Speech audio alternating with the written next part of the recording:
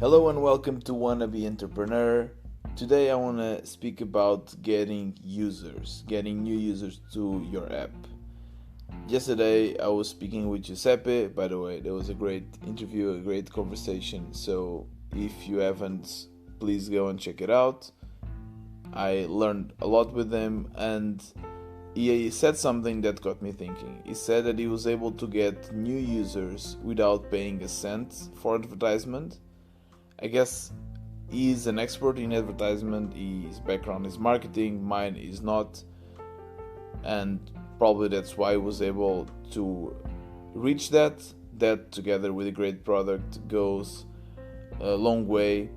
But for me, that wasn't the case. I had to pay, and I did a lot of experiments and paid quite a few amounts to get some users.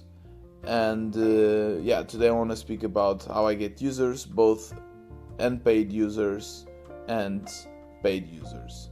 First of all, I think that it's really important to distinguish active users, so people that basically use your app, and non-active users, which are those that basically install the app and just uninstall it. So you want to have active users to your app, and those are the ones that you want to catch with either your paid and non-paid advertisement. I have to say that, again, I'm no expert, and so far we have roughly 2,000 downloads for Change It since January, so it's not a crazy amount, but here I really like each user that I have. I think your first users are the most important, and here is how I got them. So first of all, both for unpaid and paid users, you have to define a target group. I will go more in depth about how I did that for Change It in another episode, but let's say that my target group now is basically people that are worried about climate change, people that are already somehow sustainable or trying to live a more sustainable lifestyle, and let's say that, for instance, they already have an electric car, or they ride a bicycle to work, they eat less meat, etc. So those are my target users. And now let's speak about how I got my users in an organic or a non-paid manner.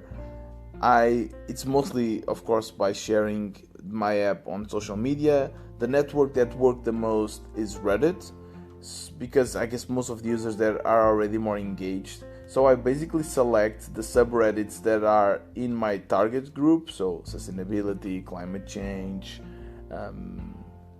I also explore a little bit with different ones, so maybe with biology or teaching, but mostly sustainability and climate change are the ones that I use the most, and I'm constantly publishing there. Every time I have a new release, I publish there. Every time I feel like it, I publish there. I know it feels a little bit like spam, but it works. So most of the times the post doesn't get that much traction, but when it does, it actually brings a lot of users, and that's great. Also brings a lot of feedback.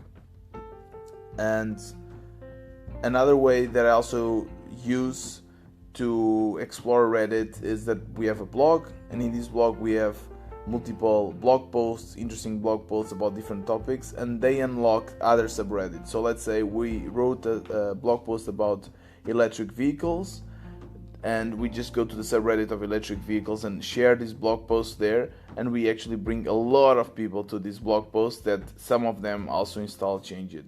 And like this, we don't get blocked. If I would just go to the electric vehicle subreddit and would share just a post asking for people to install my climate change app, I would immediately get blocked. Like this, I'm actually creating something interesting for that community, and in return I get users and interest in Change It, so that's great.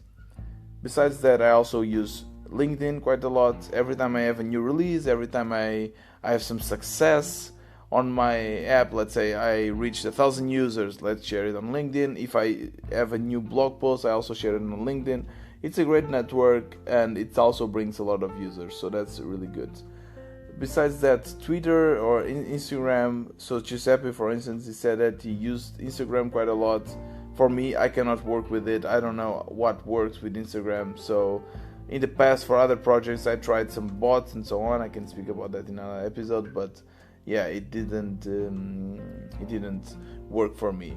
Another thing that worked was actually Hacker News. Hacker News is actually super good when it works, but it's super rare that it actually gets trending. So I sometimes just go there, play around with titles, and then forget about it. And it only actually worked once, but when it did, it got me immediately about 150 new users. So that was great.